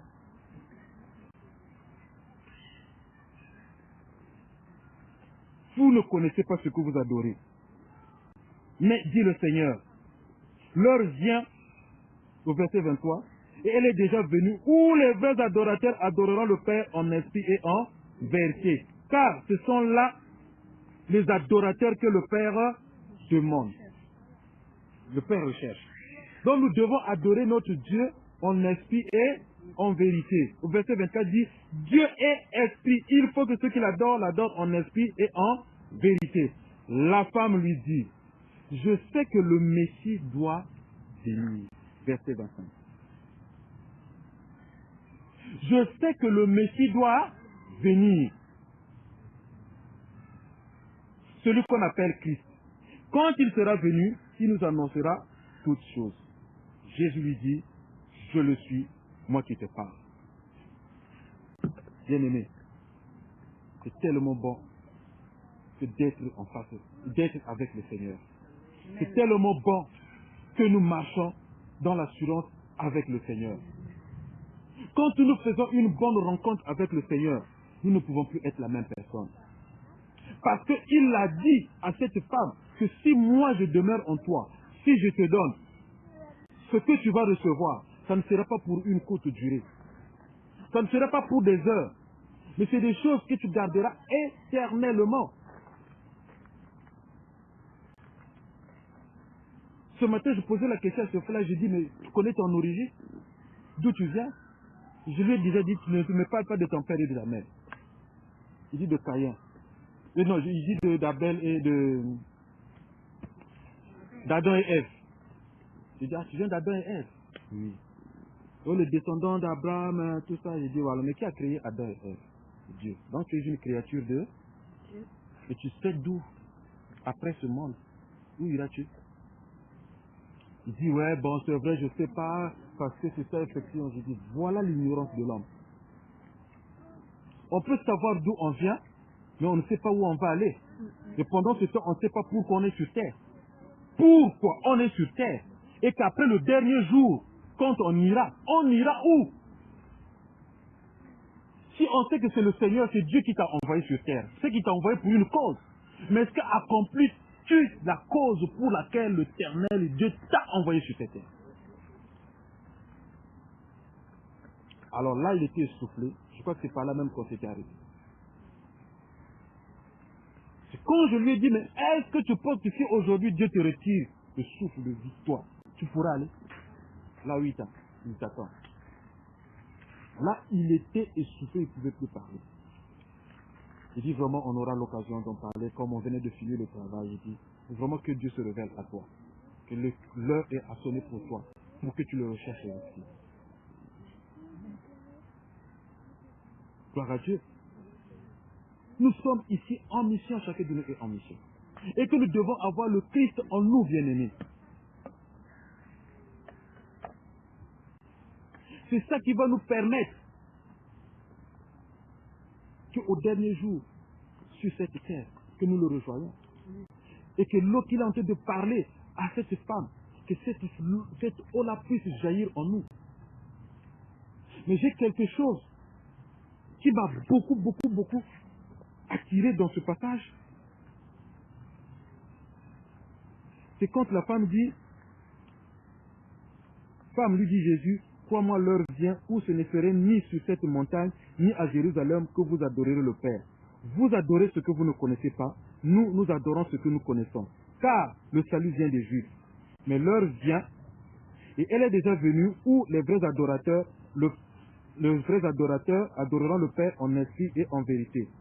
Car ce sont là les adorateurs que le Père demande. La femme lui dit, je sais que le Messie doit venir, celui qu'on appelle Christ, et quand il viendra, il nous annoncera toutes ces choses.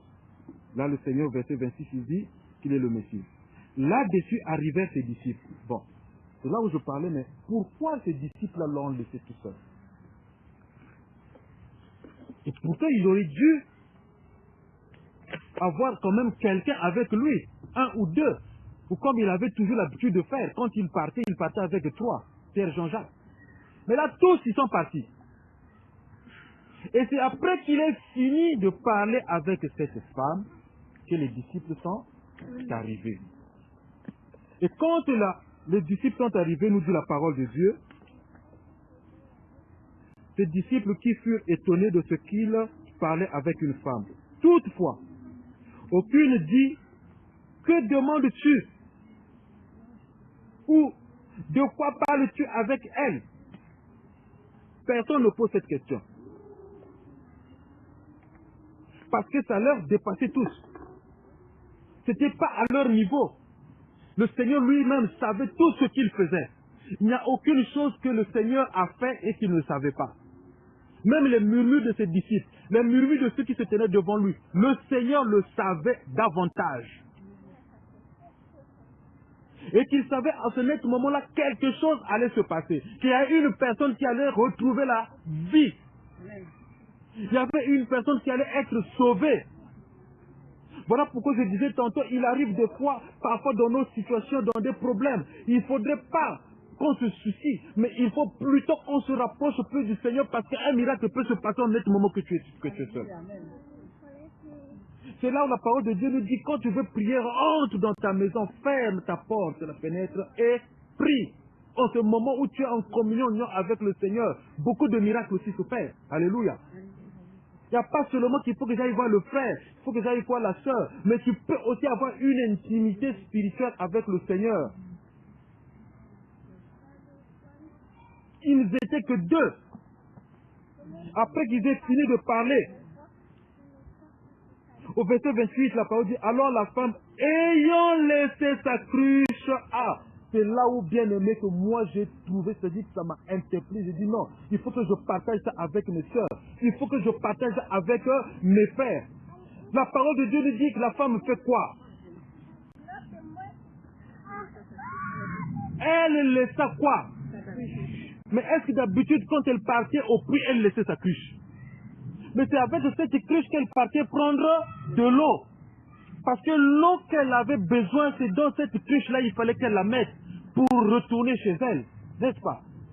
Parce que cette eau-là, c'était une eau qui nourrissait la chair. C'est une eau qui faisait du bien à la chair. Et c'est là où le Seigneur Jésus lui posa la question. Il lui disait plutôt que si je te donne mon eau, cette eau-là sera comme une source d'eau qui jaillira en toi et éternellement.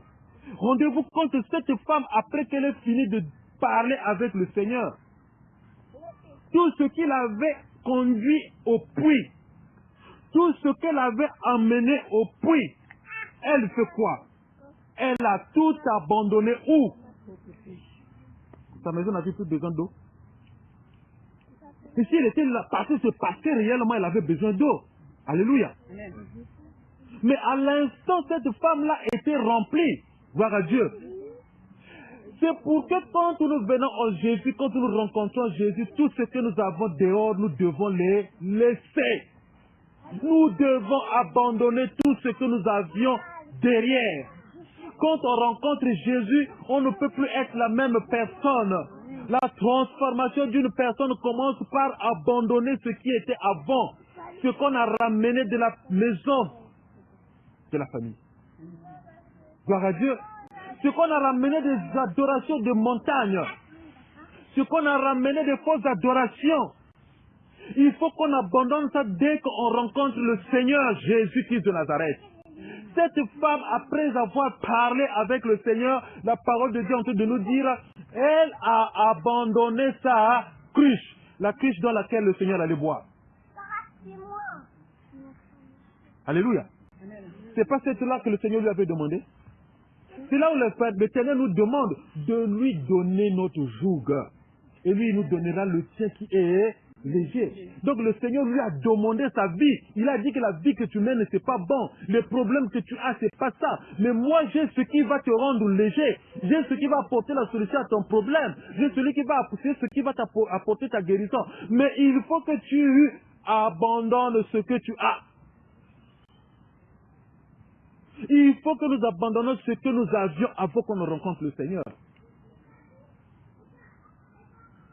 Et pourtant, après qu'elle ait reçu le Seigneur, après qu'elle ait vu ce que le Seigneur lui a dit, elle pouvait encore prendre sa cruche et mettre sur la tête. Mais la parole de Dieu nous dit, elle a abandonné la cruche. Où était l'eau que le Seigneur lui demandait? Alors que le Seigneur lui a dit, l'eau que je te demande, si tu savais le don de Dieu qui est devant toi, tu aurais toi-même lui demandé de l'eau. Donc c'est dire que deux fois quand nous venons devant le Seigneur, nous avons des problèmes. Il faut qu'on abandonne nos problèmes à nous. Nous prenons ce qui est pour Dieu. Alléluia. Il faut qu'on abandonne nos vies derrière. Ce qui ne glorifie pas le Seigneur, il faut qu'on laisse et que nous prenons ce que le Seigneur nous demande de prendre. Tout ce qui produit la chair, comme on peut dire le fruit de la chair, il faut qu'on abandonne le fruit de la chair. On peut lire ça dans Actes, ou plutôt dans Galates. Le fruit de la chair et le fruit de l'esprit, ils sont diamétralement opposés. C'est un combat. Mais il faut une décision ferme, bien-aimé, pour produire le produit le fruit de l'esprit. Il faut une décision. À la rencontre du Seigneur, nous ne pouvons plus être la même personne. Abandonnons nos cruches au puits auquel on se servait avant. Parce que ce puits-là, cette eau-là, tarit. Cette eau-là sèche. Cette vie-là finit. Mais la vie qu'on a en Jésus-Christ de Nazareth ne finit pas. Et c'est ça que le Seigneur est en train de nous présenter.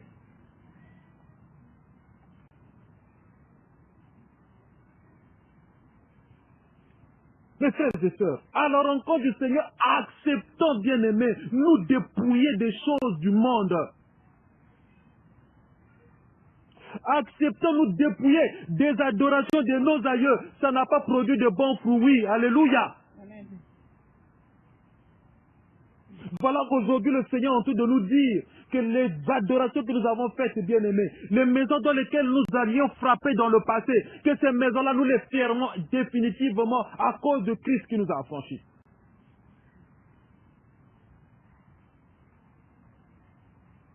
Cette femme abandonna sa cruche. Et elle retourna au village avec quoi? Est-ce qu'elle est retournée bras ballants, mais vide? Elle est retournée remplie. Gloire à Dieu. Parce que ce qu'elle avait n'avait plus de place. Elle abandonna. Elle est retournée au village rempli du Saint-Esprit. Elle est retournée au village rempli de l'eau vive qui lui avait été promise. Parce que si elle était retournée mais vide, nous allons voir la suite. Qu'est-ce que son retour a produit après? Elle multipliait, bien aimé, ses tours. Puisqu'elle vivait cette ville, plusieurs fois elle est allée dans ce puits, aller puiser de l'eau. Plusieurs fois elle a bu cette eau. Mais sa vie n'avait jamais été transformée. Ça n'avait jamais changé la vie aussi d'une personne. Sinon qu'elle n'arrivait pas aussi Marie.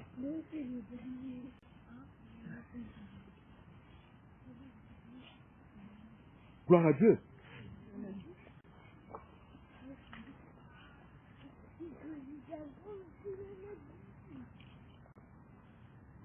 Alors la femme, ayant laissé sa cruche, s'en alla dans la ville et dit aux gens, venez voir, alléluia. Elle est en train d'inviter, mais elle, bien-aimée, qui était certainement la du village à qui on pointait tout le temps le doigt.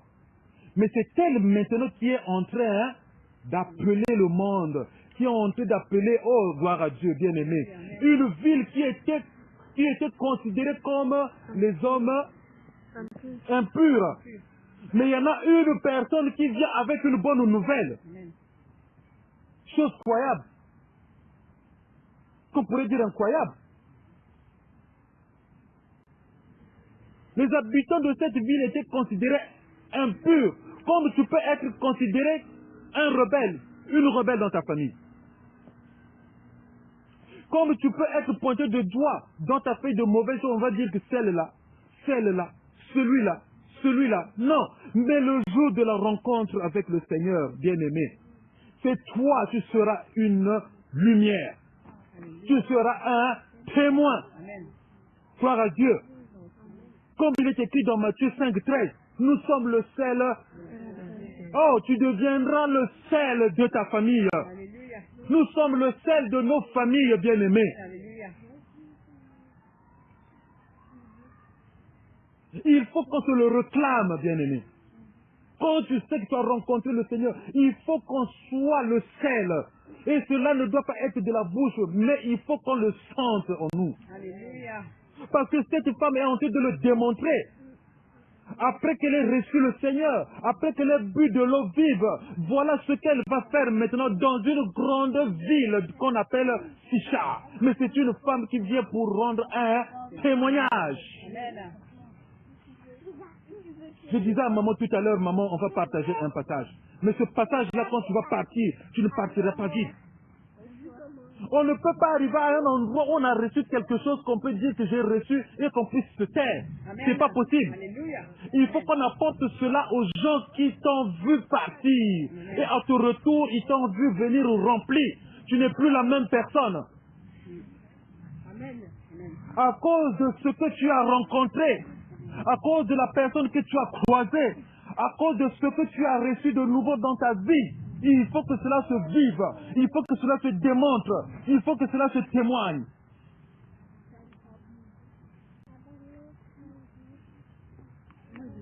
Gloire à Dieu.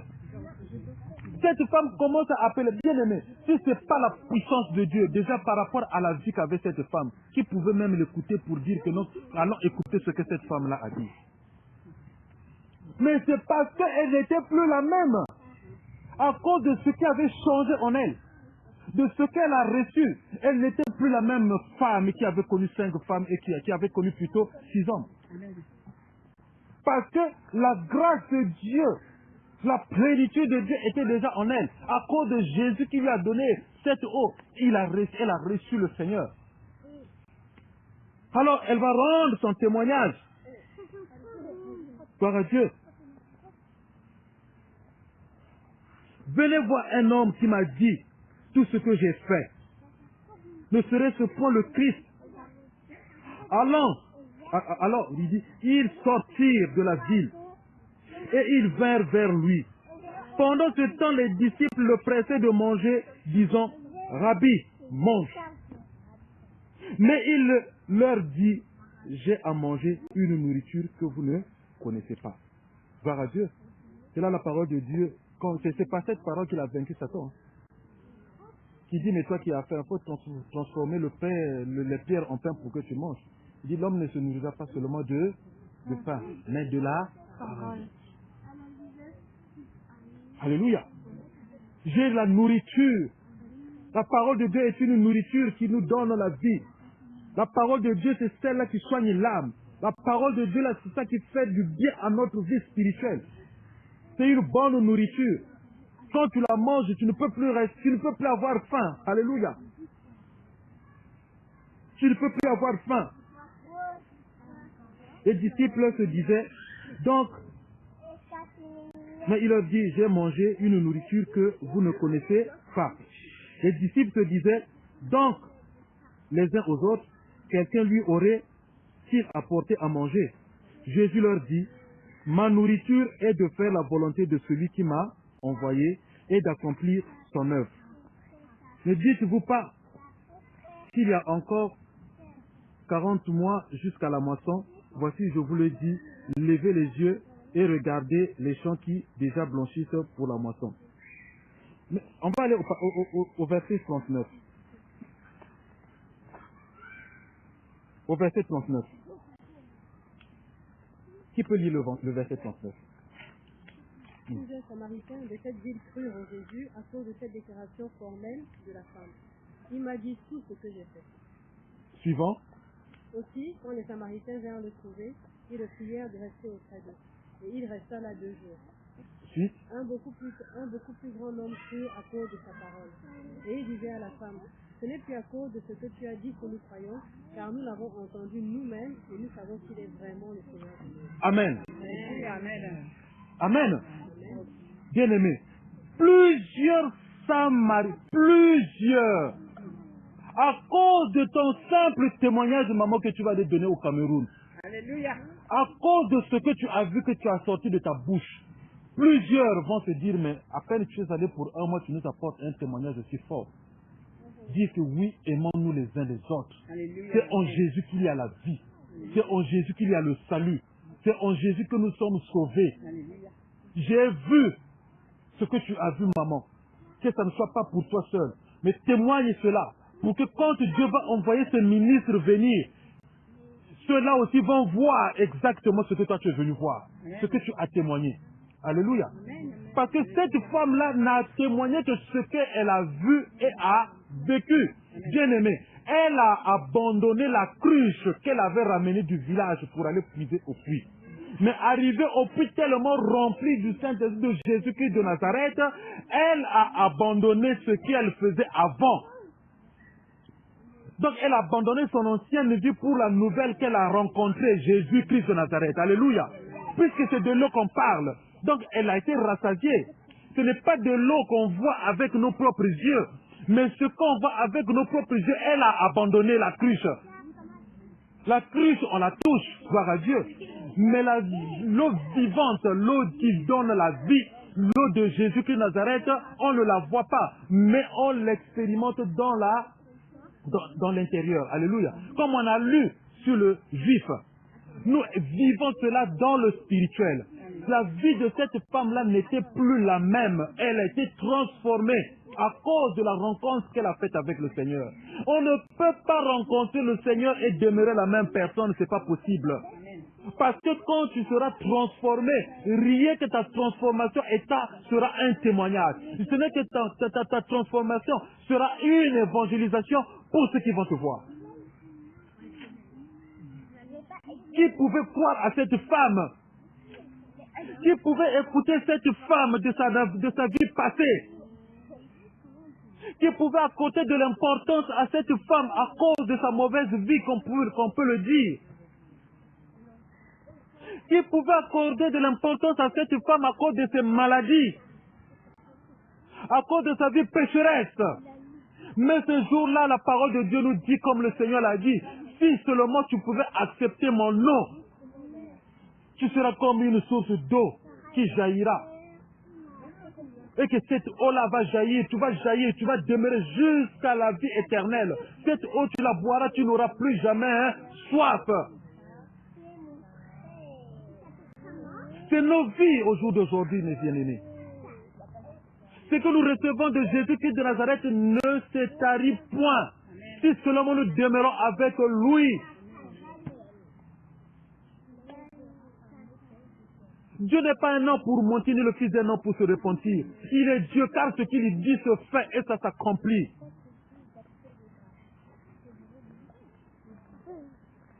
Alléluia. Plusieurs Samaritains. Quand on dit plusieurs, c'est qu'il y a des hommes. Même qui pouvaient vouloir rapider cette femme. Mais en ce jour-là, cette femme-là était quelqu'un d'important dans cette vie. À cause de la rencontre qu'elle a faite avec Jésus. À cause de l'eau vive qu'elle a reçue. Plusieurs sont venus à cette femme. Et on dit, la parole de Dieu dit qu'il crut. Les plusieurs là qui sont venus, ils ont cru au témoignage que cette femme-là a rendu. Plusieurs crurent en Jésus à cause de cette déclaration formelle de la femme. Elle m'a dit tout ce que j'ai fait. Aussi, quand les Samaritains vinrent le trouver, ils le prièrent de rester auprès d'eux. Et il resta là 2 jours. Gloire à Dieu. Un beaucoup plus grand nombre crurent à cause de sa parole. C'est la parole de Dieu. C'est la parole de Dieu qui nous libère. C'est la parole de Dieu qui nous convainc de toutes choses. Nous devons nous familiariser avec la parole de Dieu. Nous devons la méditer nuit et jour comme il a été recommandé à Josué. Cette parole, médite-la jour et nuit. Ne t'éloigne pas de cette parole.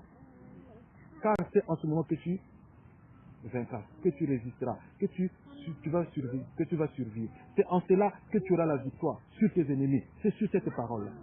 Nous devons la méditer nuit et jour. Nous devons la mettre en pratique. Nous ne la méditons pas, mais il faut aussi la mettre en pratique.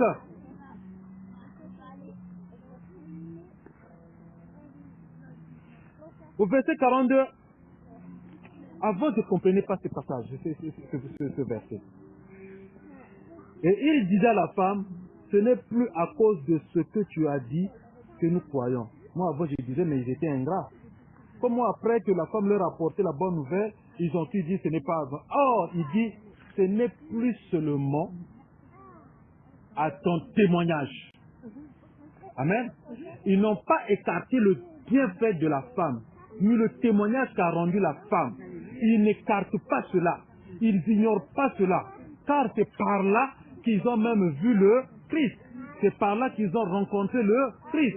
C'est par là que eux aussi, ils ont reçu la parole qui les a amenés à l'affermissement pour qu'ils croient effectivement qu'il est le Messie.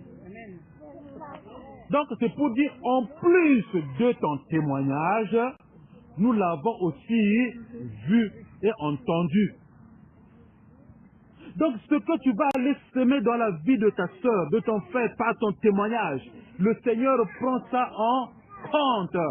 Même si aujourd'hui il devient un serviteur, même si aujourd'hui elle devient une servante, mais le Seigneur lui sait que par toi, plusieurs personnes l'ont accepté. Voilà pourquoi nos témoignages nous doivent édifier. Il ne faut pas qu'on se taise de rendre témoignage de ce que le Seigneur fait en nous. C'est aussi quelque chose d'évangélisation. Parce que ces gens-là ont été évangélisés par le témoignage de cette femme. Ce n'est que le témoignage qu'elle a rendu et ils ont cherché à rencontrer Christ. Et quand ils ont rencontré Christ, ils ont dit à Christ, reste avec nous. Pendant combien de jours?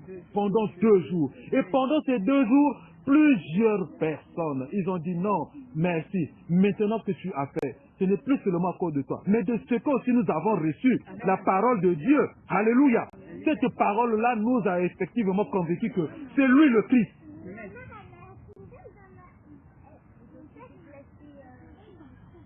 Alléluia. Donc, ne taisons pas nos bouches. Quand tu sais que le Seigneur est passé par là, nous devons le témoigner. Nous devons le dire. Voilà pourquoi je rends ce témoignage-là. Que les enfants de Dieu que nous sommes, pas dans la chair, mais dans la puissance de Dieu. J'ai vu ce témoignage-là. J'ai vu l'amour de Dieu au milieu du peuple de Dieu. Alléluia. Ce n'est plus seulement à cause de ton témoignage. Mais comme nous aussi nous l'avons vu, aujourd'hui nous sommes convaincus que c'est vraiment lui le Messie qui est venu pour nous sauver. Gloire à Dieu.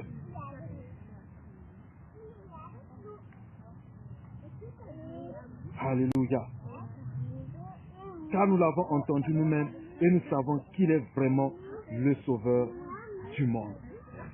Jésus-Christ de Nazareth est le sauveur du monde. On n'a pas précisé seulement de la ville de Sichar. Mais on dit bien que du monde. Et que cette parole soit prêchée partout. C'est écrit dans Matthieu, chapitre 24.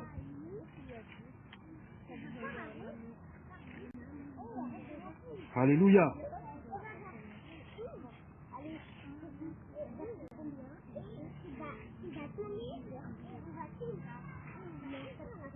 Matthieu chapitre 24, verset 14. Cette bonne nouvelle du royaume sera prêchée dans le monde entier pour servir de témoignage à toutes les nations. Alors viendra la fin. On n'a pas encore fini. Hein. Donc, il faut qu'on continue. Ton témoignage, ma soeur, ton témoignage, mon frère, il faut le rendre. Amen. La parole de Dieu, il faut qu'on l'enseigne, cette bonne nouvelle du royaume. Il faut qu'on la prêche partout, cette bonne nouvelle, dans le monde entier. Nous, à qui Dieu a fait cette grâce, nous ne devons pas garder ça pour nous-mêmes. Nous devons aller partout dans le monde. Voir au Seigneur. Bien-aimé, celui qui a un témoignage et que vraiment il voit que ce témoignage, il faut le rendre. Surtout aux personnes qui n'ont pas encore accepté le Seigneur. Parce que cette femme-là, bien-aimé, non. Vous vous imaginez un peu dans l'état où était la femme. Mais tu vas dans le village où les gens certainement la pointaient du mauvais doigt. Mais elle a eu ce courage à leur rendre ce témoignage à tout le village. Elle n'a pas choisi les gens. Elle n'a pas choisi un groupe de personnes. Mais elle allait rendre témoignage à tout le village. Et que plusieurs Samaritains crurent à cause de ce témoignage-là. Avant qu'eux-mêmes qu'ils aillent chercher la vérité. Parce qu'effectivement, c'est ce que toi tu vas démontrer, c'est ce que toi tu vas produire, tu vas sortir, que les gens vont commencer à se poser la question.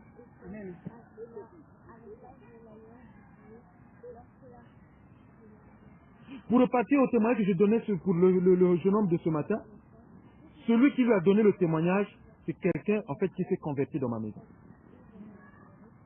Quand il sortait de l'Afrique, il avait des locks sur la tête. Il fumait, il buvait. Et les petits jeunes là-bas qui buvaient, qui étaient passés tout leur temps dans des bars, des machins, tout ça. Et quand il est venu, on me le présente, on me dit, ben voilà, ce jeune homme-là, il a traversé, il était passé par l'Espagne, après ils sont rentrés ici, là, ils étaient chez la tante. La tante, le mari était un policier, ils étaient 3 clandestins. La tante, le mari dit non, moi je travaille à l'aéroport, moi j'arrête les clandestins. Bon, moi je vais avoir 3 clandestins chez moi. Bon, s'ils apprennent, je risque mon travail, je ne peux pas vous garder ici. Il fallait chercher là où il fallait qu'il passe. Donc lui, on l'amène à la maison, je dis, mais nous tous, nous sommes arrivés ici, il y a toujours des gens qui nous ont reçus. On ne peut pas te mettre dehors. Il n'y a pas de souci, ce que Dieu fera, on le fera, ce qu'on aura à manger, on va le faire. Mais j'ai seulement des conditions. Si tu les acceptes, il n'y a pas de problème. Chez moi, on ne fume pas. Chez moi, l'alcool, ça passe plus. Chez moi, la musique du monde, tu n'entendras plus. Tu peux fouiller dans toute ma maison, un seul CD, ni quoi que ce soit, ça n'existe plus. Vous dites la musique du monde, on n'écoute plus. Et tes cheveux là, il faut couper. Si ces conditions-là, tu penses que ça peut aller pour toi, il n'y a pas de problème, la porte elle est ouverte. En tout cas, moi j'ai pas de problème. Voilà les conditions. Si tu penses que tu peux, alors il n'y a pas de souci. Un jour, je crois 2 jours après, c'est les locks qui sont partis. Il a enlevé les locks. Mais quand il sortait, il partait toucher parfois, fumer. Il pouvait aller. Mais moi, je lui ai dit que moi, le mardi, je suis à l'église. Jeudi, je suis à l'église. Bon, là, on était dans... Voilà. Mardi, je suis à l'église. Jeudi, je suis à l'église. Dimanche, tout le monde. On va prêcher. Ah oui, moi, je lui ai dit ce que moi, ma vie, je lui ai présenté ma vie, comment je vis dans la maison. Donc, c'était mon témoignage à moi que je lui donnais. Et donc, il a commencé à nous suivre. Il a commencé à nous suivre. Mais un jour, dans le groupe de louanges, il y avait une sœur, une fille qui chantait. Mais quand il a entendu cet enfant-là chanter, le chant a sonné dans ses oreilles. Il est venu à la maison, il dit, moi je vais aller chanter dans le groupe de louanges. Alléluia. Il dit, mais toi tu n'as jamais, il dit, moi c'est le groupe de louanges. Bien aimé, il ne savait pas chanter. Même quand il était là-bas, tu le voyais parfois, il ne connaissait pas les chants, mais il tenait le micro. Mais il voulait être à tout prix dans le groupe de louanges. Voilà là où est venue sa conversion. Aujourd'hui que je vous parle, il prêche les. Alléluia. Et là, ils disent, il a eu une jeune fille, après ils se sont mélangés, on dit, moi ça dans ma maison, non. Pas question de ces choses-là. Ils se sont organisés, il a fait sa dot, aujourd'hui ils ont 2 enfants. Alléluia. Là, ils vont se marier en octobre. Donc, c'est dire que notre témoignage, nous devons le donner à ceux qui viennent vers nous, à ceux que nous rencontrons. Ça aide. Amen. Amen. Et lui, aujourd'hui, il est en train d'exhorter aussi, il a rendu son témoignage au frère que je vous parlais, avec qui j'étais ce matin. C'est lui qui lui a parlé de moi. Sinon, le salaba, c'est mon tonton, voilà, voilà. J'étais stupéfait, je dis, mais qui t'a dit ça? Il dit, c'est Sylvain. Bon, là, j'ai seulement souri. Je ne pouvais plus rien dire d'autre. Puis j'ai commencé à partager avec lui. Amen. Donc, notre témoignage, quand nous le rendons, bien aimé, ça a une puissance. Que Dieu nous bénisse.